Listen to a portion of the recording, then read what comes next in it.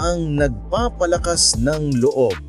Paano tinutulungan ni AJ Edu si Kai Sotto sa kanyang injury recovery? Mga ka-hoops, alam nyo ba na sa likod ng malaking katawan at talento ng isang athlete, mayroon ding mga takot at pangamba? At para kay Kai Sotto, ang kanyang kaibigan at kapwa future ng Gilas na si AJ Edu ang naging liwanag at lakas ng loob sa kanyang mabagal at mahirap na pag-recover mula sa ACL injury. Sa loob ng halos 10 buwan mula nang ma-injure si Kai, maraming sandali ng kawalan ng katiyakan at pangamba. Pero buti na lang nariyan si AJ Edu, isang taong 2 beses nang nakakalampas sa parehong pagsubok. Aminado si Kai, may mga panahong nag-aalanganin siya at nagtatanong kung normal pa ba ang sakit na nararamdaman niya sa tuhod. At sa mga sandaling yon, si AJ Edu ang unang niyang kinakausap. At ang palaging sagot ni AJ, hindi daw basta-basta mawawala yung pain. Kahit daw naglalaro na ako after ACL, may konting kirot pa rin. So normal na lang yon.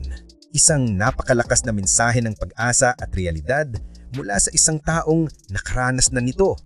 Ipinapakita na hindi nag-iisa si Kai sa kanyang nararamdaman. Teka, mabilis lang to. Promise, quick trivia muna. At ngayon, ang ating trivia of the day. Alam niyo ba kung ano ang ACL? Ito ay ang anterior cruciate ligament, isang mahalagang ligamento sa tuhod na nagbibigay ng stability. Kapag ito ay napunit o na-injure, kailangan ng mahabang rehabilitation at operasyon. Ito ang isa sa pinakamalubhang injury na maaring makuha ng isang atleta. At tulad ni Kai at AJ, maaring mga ilangan ito ng 9 hanggang 12 months o higit pa bago makabalik sa court. Kaya talagang mabagal at mahirap ang proseso. Nasaan ba si Kai ngayon sa kanyang recovery? 10 buwan na ang nakalilipas at siya ay nakakapag-shooting drills na at may sariling program para sa core at weights training. Ngunit hindi pa siya pinapayagan sa contact basketball o team practices. Malayo pa ang kanyang lalakbayin, ngunit malayo na rin ang kanyang narating sa pag-recover. At kahit hindi makalaro, hindi ito naging hadlang para sa kanyang suporta sa bayan.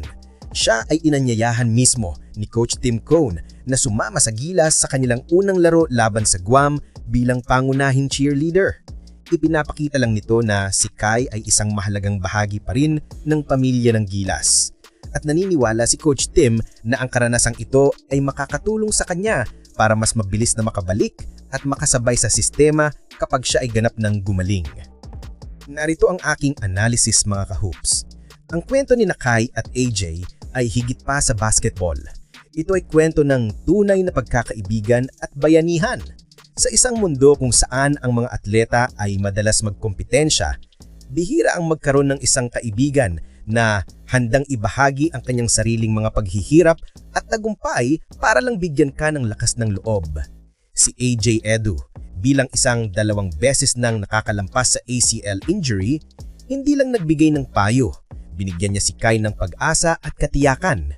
Ipinakita niya na posible ang pagbalik at normal lang ang maramdaman ang takot. At para kay Kai, ang suportang ito ay kasing halaga ng kanyang pisikal na therapy. Sa pagbalik niya, hindi lang siya magiging mas malakas na player, kundi isang mas matibay na tao. Kaya mga ka-hoops, samahan natin ng dasal at suporta ang paggaling ni Kai Sotto. Sa tingin nyo, kailan kaya natin siya muling makikitang dominante sa court?